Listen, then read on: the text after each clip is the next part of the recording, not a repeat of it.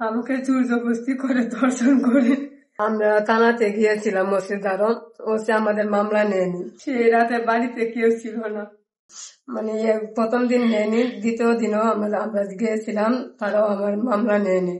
রাতে আধারে আমার ঘরে প্রবেশ করে। দিবাগত রাত 8টার দিকে বানিয়াচুন উপজেলা খাওয়া ব্যবসা ইউনিয়ন বগি গ্রামের আজমান খানের ছেলে সজিব খান ও একই গ্রামে কিরণ খানের ছেলে উজ্জ্বল খান নামে 2 লম্পট দ্বারা নিজ গৃহ দর্শনের শিকার হতে হয়। তখন আমার 6 বছরের বয়সী বড় ছেলে অসুস্থ থাকার তার চিকিৎসার জন্য আমার শাশুড়ি তাকে নিয়ে সিলেট অবস্থান করে। আমার স্বামী কাজে ঢাকায় গিয়েছিলেন। দীর্ঘদিন ধরে সজীব ও উজ্জ্বল আমাকে কুপ্রস্তাব দিচ্ছিল। আমি পরিবারের বিষয়টি জানাই, তারা আমার ক্ষতি করার জন্য সুযোগ খুঁজছিল। সেদিন রাতে ঘটনা ঘটে, তখন সে আমার সন্তানের কাছে ছুরি ধরে সে আমাকে দর্শন করে জোর করে ও ছবি তুলে সে নিয়ে যায়, আমাকে হুমকি দিয়ে যায় যে আমার ছেলেকে আমার স্বামীকে মেরে ফেলবে, মেরে ছবি কিতা করে দিবেন। তখন তারা সে চলে যায়, সজীব আর উজ্জ্বল। তারপর তারা চলে যাওয়ার পরে আমি আমার পরিবারকে আমি খবর দিই। তারাই এসে আমাকে হবিগঞ্জ সদর হাসপাতালে ভর্তি করে। তখন সেদিন হাসপাতালে আমাকে ফোন দেয় অতঃস্থলে ওসি বানিয়াচং থানার ওসি, আমরা তাদের কাছে আমি যাইনি। তারা আমাকে এই অবস্থায় মানে দর্শনের অবস্থা, মানে আমার মাথার পারিবারিক অবস্থা ঠিক ছিল না মাথা। তখন তারা আমাকে ফোন দেয়, তারা আমার কাছ থেকে খবর নেয়। তারপর আমি কিছু বলেছিলাম তাদেরকে,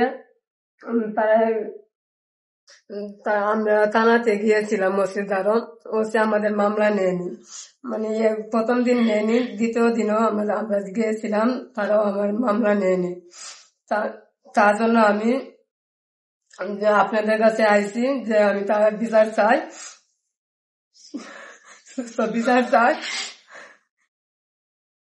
সজীব তারা ঘরে প্রবেশ করে আমার বউকে নির্যাতিত করে আর আবার হুমকি দিয়া গেছে। আর আমরা থানাতে আবার গেছি হসপিটাল চিকিৎসা করিয়া, থানায় আমরা মামলা নেয় না, থানা আমরা হুমকি দেয়, আমরা মামলা নেন, আমরা প্রশাসনের কাছে বিচারটা চাই। সাংবাদিকবাসী এখানে যখন বৃহস্পতিবারে দিবাগত রাতে যখন ঘটনাটা ঘটে, তখন তো আমরা আর ঘটনাস্থলে আমরা ছিলাম না। সকালে আমরা শুনছি এই ঘটনা, আমি দৌড়ে তার বাসায় আসলাম, আসার পরে দেখি এই অবস্থা, অচেতন অবস্থায় আছে, অনেক মানে মানসিক ভাবে অনেক দুর্বল। তারপরে আমি ওনাকে নিয়ে আমি সদর হসপিটাল ভর্তি হই। ওইখানে আমি মেডিকেল করানোর পর আমি মেডিকেলের ছাড়পত্র নিয়ে থানায় যাই। থানায় যাওয়ার পরে বিক্রম যে ধর্ষিত হয়েছে সে তারে বিভিন্ন রকম ভাবে ওসি জিজ্ঞাসাবাদ করে। তখন ওসি অনেক রকমের ভয়ও দেখাইছে, তারে দেখায় আছে একটা বক্তব্য কিতা করছে। তো তুমি আমার কাছে আগে একভাবে ট্রিটমেন্ট দিছো, ওসি তখন তারে কল দিছিল যখন সে সদরে ছিল।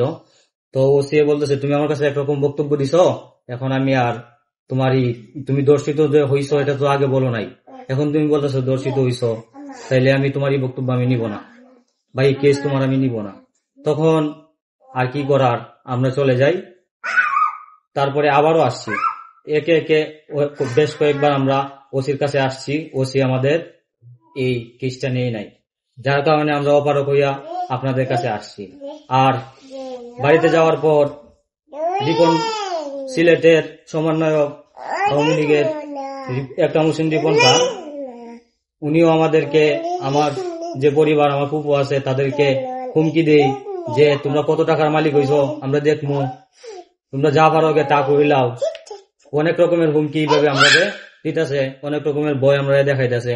আমরা সবকিছু বিবেচনা করার পরে দেখলাম আমরা আপনাদের কাছে আসা ছাড়া আর কোন গতি নাই। আর যিনি বিক্রম ইনি বলতেছে যদি আমি ন্যায় বিচার না পাই আমি আত্মহত্যা করব। তখন আমরা দেখতেছি যে আমরা যে পরিবার স্বজন আছি আমাদের আর যাওয়ার জায়গা থাকবে না। তখন তার কারণে আমি আপনাদের কাছে আমার বিশেষ অনুরোধ, আমার পরিবার থেকে অনুরোধ, আপনারা যেন এর ন্যায় বিচার আমাদেরকে পাওয়া দেন। আমি আপনাদের কাছে এই প্রত্যাশা করলাম।